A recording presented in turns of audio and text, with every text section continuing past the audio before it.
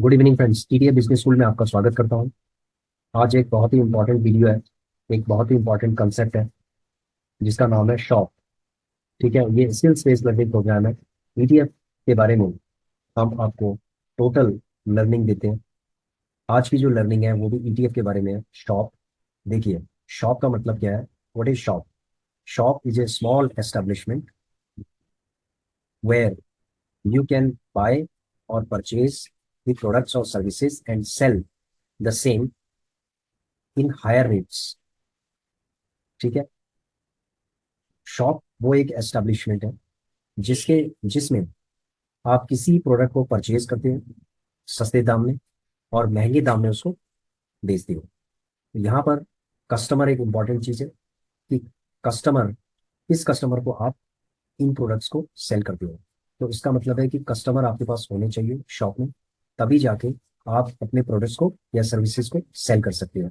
अब एक जो शॉप है इसके अंदर कस्टमर कैसे आएंगे, आपके पास कहाँ से आएंगे, ये इंपॉर्टेंट एस्पेक्ट है।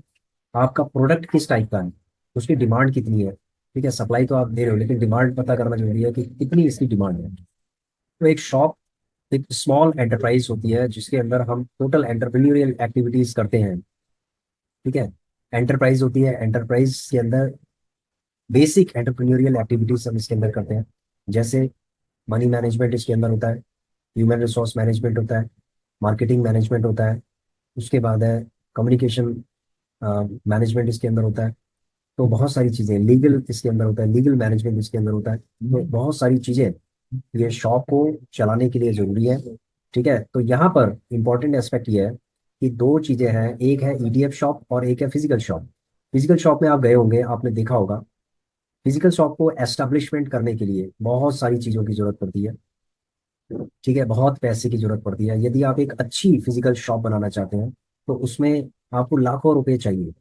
फिजिकल शॉप बनाने के लिए लाखों रुपए चाहिए, उसको लोकेशन चाहिए कि किस लोकेशन पे आप इसको लेना चाहते हैं। वो हो सकता है रेंटेड हो या आपने इसको परचेज किया हो फिजिकल शॉप को, यानी कि स्पेस आपको चाहिए कि जहां पर आप शॉप चला सकें। वो मॉल हो सकता है, मॉल्स हो सकते हैं, वो कोई लोकेशन ऐसी हो सकती है, मार्केट लोकेशन हो सकती है जहां पर आप ये फिजिकल शॉप चला सकते हैं।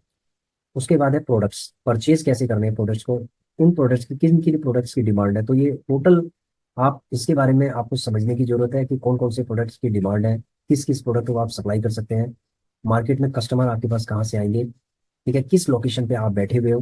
तो ये सारे एस्पेक्ट्स आपको समझने पड़ेंगे, तभी जाके आप अपनी शॉप को एक प्रॉफिटेबल शॉप में कन्वर्ट कर सकते हो। फ्रेंड्स, दुनिया में या आप अपने चारों तरफ जो शॉप्स देख रहे होंगे ना, ये सारी शॉप्स जरूरी नहीं है कि प्रॉफिट में चल रही है।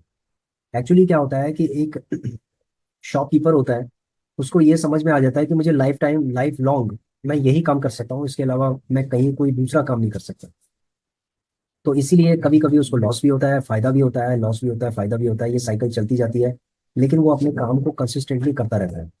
ठीक है, तो जनरली क्या होता है कि जो शॉप्स होते हैं इनिशियल दौर में, हो सकता है 6 महीने, 1 साल, 1.5 साल, 2 साल तक ये ब्रेक इवन पॉइंट पे या लॉस में भी चलती है। ठीक है, क्योंकि बहुत सारे प्रोडक्ट को ये परचेज कर देते हैं, उसके बाद वो जो प्रोडक्ट्स है वो डंप हो जाता है, उसको सेल करना बहुत मुश्किल हो जाता है। तो इसका मतलब है कि जो माल आपने रखा हुआ है और जो कस्टमर के पास नहीं गया, जो आपके पास है, आप उसको भी कैलकुलेट करेंगे अपने अम, अपने उसमें एसेट के अंदर, उसको भी आप कैलकुलेट करेंगे, लेकिन वो प्रॉपर आपका एक एसेट नहीं माना जाएगा क्योंकि आपने वो प्रोडक्ट ले तो लिया लेकिन वो सेल नहीं हुआ। ठीक है, वो आपने अपने स्टोर के अंदर रखा हुआ है, अपने स्टॉक के अंदर रखा हुआ है। तो बहुत सारे ऐसे शॉप्स हैं जो वो क्या करते हैं कि एक लंबा चौड़ा जो स्टॉक है उसको एकोमुलेट कर देते हैं, लेकिन क्या होता है, सेल नहीं हो पाता। तो इतना बड़ा, आपने देखे होंगे कि इतना बड़ी बड़ी शॉप्स होती हैं, वो उनके पास इतना लंबा चौड़ा स्टॉक होता है। ठीक है, इतना एकोमुलेट वो करते हैं, वो सारा का सारा जो एकोमुलेशन होता है वो सारा का सारा जब तक वो बिकेगा नहीं तब तक क्या है कि वो आपकी एक लाइबिलिटी बनी रहेगी, क्योंकि वो दुकान के अंदर जब तक पड़ा है, कस्टमर के पास नहीं पहुंचा, तब तक वो एक लाइबिलिटी है। ठीक है, ये इंपॉर्टेंट एस्पेक्ट है, समझिए, इसको समझना चाहिए। तो जो दुकानदार है आप उनसे पूछिए कि जो स्टॉक उन्होंने रखा हुआ है वो उनके लिए एसेट है या लाइबिलिटी है। यदि उसके कस्टमर की डिमांड अगर बढ़ती है तो वो एक एसेट की तरह बन जाता है। यदि उसकी डिमांड खत्म होने जाती है, खत्म होती चली जाती है, तो वो एक लाइबिलिटी बन जाती है, क्योंकि वो उस टाइप के जो प्रोडक्ट है, आउटडेटेड प्रोडक्ट है, वो कभी भी फैक्ट्रीज में या जो मैन्युफैक्चरर है उसके पास वापस होने के चांस कम होते हैं। तो उस केस में ये एक रिस्क होता है, जो फिजिकल शॉप ओनर्स है उनके लिए बहुत बड़ा एक रिस्क है ये। ठीक है, तो इसको कैसे वो मैनेज करेंगे, ये उनके ऊपर निर्भर करता है कि किस तरीके से वो इस सिचुएशन को मैनेज करेंगे। तो ये है फिजिकल शॉप का।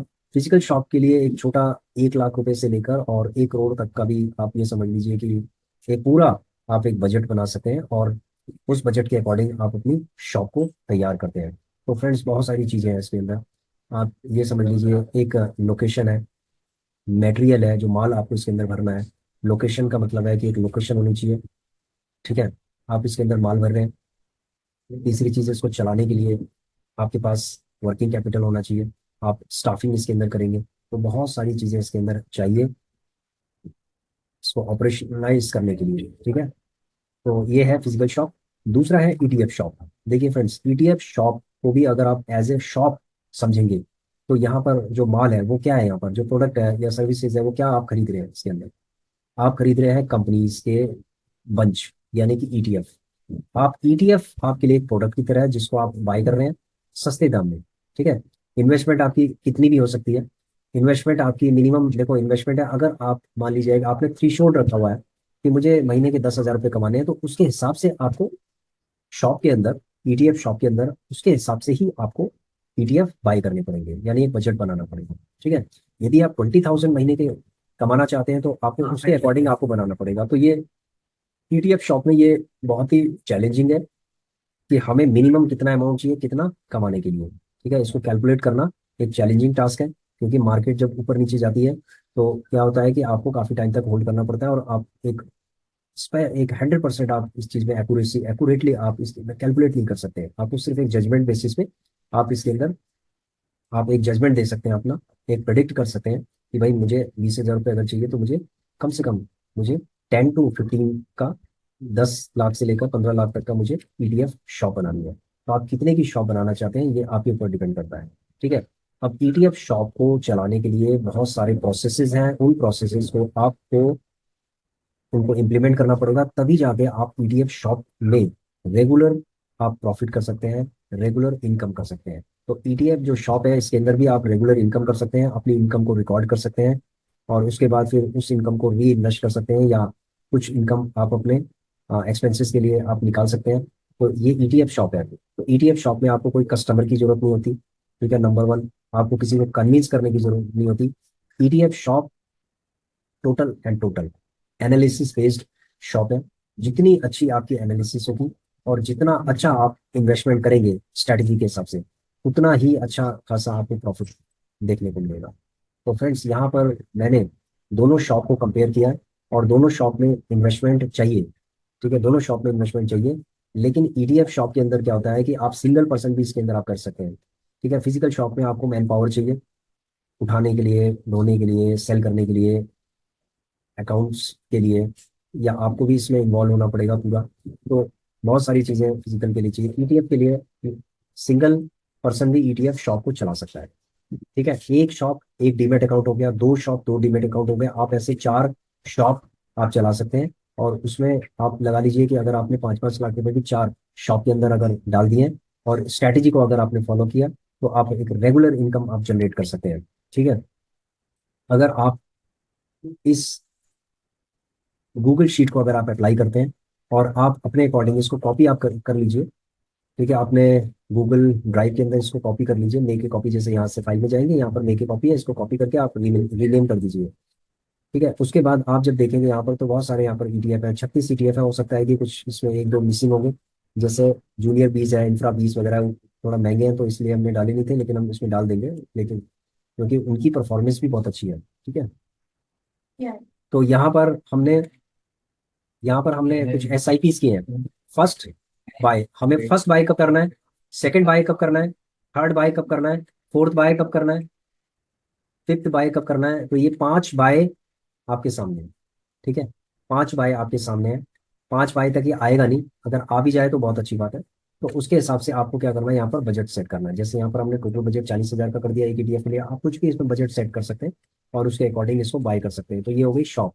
तो ये एक शॉप हो गई है, एक डीमेट अकाउंट एक शॉप है कि आप इसके अंदर आप बाय कर सकते हैं। देखिए प्रोसेस सिंपल है, जो हमने गूगल शीट बना रखी है, आरएसआई को आप रेफर कर सकते हैं, डीएमए को रेफर कर सकते हैं, दोनों को कंबाइंड रेफर कर सकते हैं।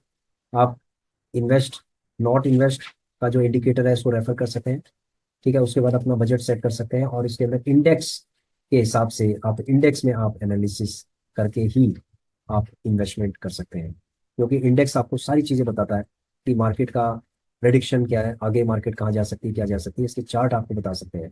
तो जहाँ इंडेक्स जाएगा वहां पर आप ईटीएफ जाएगा, अपने आप ईटीएफ जाएगा। तो इंडेक्स को अगर हमने पकड़ लिया, इसको समझ लिया कि इंडेक्स को एनालिसिस कैसे किया जाता है, तो ऑटोमेटिकली जो ईटीएफ है वो उसका भी एनालिसिस ऑटोमेटिकली हो जाएगा। तो इसीलिए हमने एक कॉलम यहाँ पर लगाया है इंडेक्स का।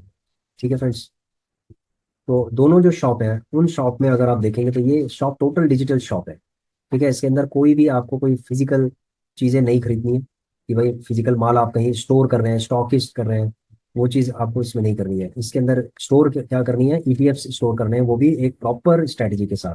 ठीक है, प्रोसेस हमने आपको बता दिया है, और उस प्रोसेस के थ्रू आप कर सकते हैं। यही प्रोसेस है, ये देखिए ये। ठीक है, कि बजट आपने सेट किया, बजट के बाद 5 आपने एसआईपीस किया, कौन कौन से एसआईपीस में कौन कौन से किस रेट पर आप बाई करेंगे, first buy, second buy, third buy, वो अलग अलग रेट है, आप उस रेट के हिसाब से आप देख सकते हैं। ठीक है, फ्रीक्वेंटली बाय करना थोड़ा रिस्की हो जाता है, इसीलिए आप थोड़ा समय देकर, यानी कि जब ये इस रेट पे आएगा तभी आपको बाय करना है, नहीं तो कोई नहीं।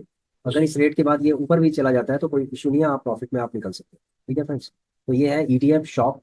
और धीरे धीरे करके जब आपकी शॉप आपको प्रॉफिट देना स्टार्ट कर देगी, उसके बाद आप यहाँ पर नीचे आप यहाँ पर मेंटेन कर सकते हैं अपनी जर्नल को, यानी कि अकाउंट्स को तो मेंटेन आपको करना पड़ेगा, जर्नल मेंटेन करना पड़ेगा कि कितना प्रॉफिट किस ईटीएफ से हुआ है, तो ये सारी चीज़ें आपको रिकॉर्ड करनी पड़ेंगी। तो ये सारा जो गूगल शीट है, ये मैंने ऑलरेडी इससे इससे पहले जो वीडियोज़ हैं उन वीडियोज़ में मैंने ये गूगल शीट आपको शेयर की है। आप इसको कॉपी कर लीजिए, और कॉपी करने के बाद आप इसके अंदर इंडेक्स में एनालिसिस कर सकते हैं, आरएसआई चेक कर सकते हैं, 25 डीएमए देख सकते हैं, उसके बाद आप इसके अंदर बहुत कुछ एनालिसिस कर सकते हैं। ठीक है फ्रेंड्स, इन्वेस्टिंग से पहले एनालिसिस करना जरूरी है। यदि आपकी अच्छी रणनीति है और आप अच्छा एनालिसिस कर लेते हैं, तो ये कंप्लीट एक डेटा साइंस है। ठीक है, डेटा साइंस, ये पूरा डेटा के ऊपर ही पूरा गेम है। और यदि आपने समझ लिया कि ये डेटा कहाँ जा रहा है, ठीक है, क्या इन्फॉर्मेशन ये दे रहा है, तो अगर आपने उस इन्फॉर्मेशन को पकड़ लिया, समझ लिया, तो उसको इम्प्लीमेंट किया, तो आपको प्रॉफिट 100% बनेगा ही बनेगा। ठीक है, तो मैंने दोनों शॉप का कंपैरिजन किया, और आपको गूगल शीट भी बताई है कि गूगल शीट ही इसका बेस है, आधार है। यदि आपको गूगल शीट समझ समझ में आ गई, तो आप आराम से आप इन्वेस्टिंग कर सकते हैं, और आपका पैसा बिल्कुल खत्म भी नहीं होगा, चाहे मार्केट कहीं भी चली जाए, लेकिन आपके पास हमेशा इन्वेस्टिंग के लिए पैसा रहेगा, अगर आप एक प्रॉपर बजट और प्लानिंग के साथ चलते हो, और उसके बाद आपको प्रॉफिट भी होगा। ठीक है फ्रेंड्स, तो ईटीएफ शॉप को चलाना इतना आसान भी नहीं है और इतना मुश्किल भी नहीं है। ईटीएफ शॉप को चलाने चलाने में आपको कोई भी इतना ज़्यादा झंझट नहीं है कि आपको लोकेशन देखनी है, आपको कस्टमर पकड़ने हैं, आपको डिमांड पता करनी है। देखो, डिमांड तो आपको पता करनी पड़ेगी खैर, लेकिन कस्टमर क्या है आपके, आपको इससे कोई वो नहीं है। जैसे फिजिकल इसमें कस्टमर आपको एक्वायर करने पड़ते हैं, इसमें कोई दिक्कत नहीं है। ठीक है, इसका सर्दी गर्मी से कोई लेना देना नहीं है, इसका सीजन से लेना देना नहीं। हो सकता है कुछ ईटीएफ सीजनली ऊपर नीचे हो सकते हैं थोड़ा बहुत, लेकिन क्या है कि इस तरीके से नहीं है कि इस सीजन में ये ज्यादा चल रहा है, उस सीजन में ज्यादा चल रहा है, ये अपने ट्रेंड के हिसाब से ही चलते हैं। ठीक है, जो ट्रेंड बनाते हैं वही ट्रेंड में ये चलते हैं, ईटीएफ चलते हैं। तो ईटीएफ के ऊपर हमने कई वीडियोस बनाए हैं, आप उन वीडियोस को आप गो थ्रू कीजिए, आप ईटीएफ की बेसिक अंडरस्टैंडिंग को समझिए आगे इन्वेस्टिंग करने से पहले, और आराम से आप इसके अंदर प्रॉफिट बना सकते हैं, कोई दिक्कत नहीं है। ईटीएफ का मतलब ही एक प्रॉफिट होता है। आप ये समझ लीजिए कि प्रॉफिटेबल इन्वेस्टमेंट व्हीकल, जो आपको हमेशा प्रॉफिट देता है, आपको कभी भी लॉस नहीं देता।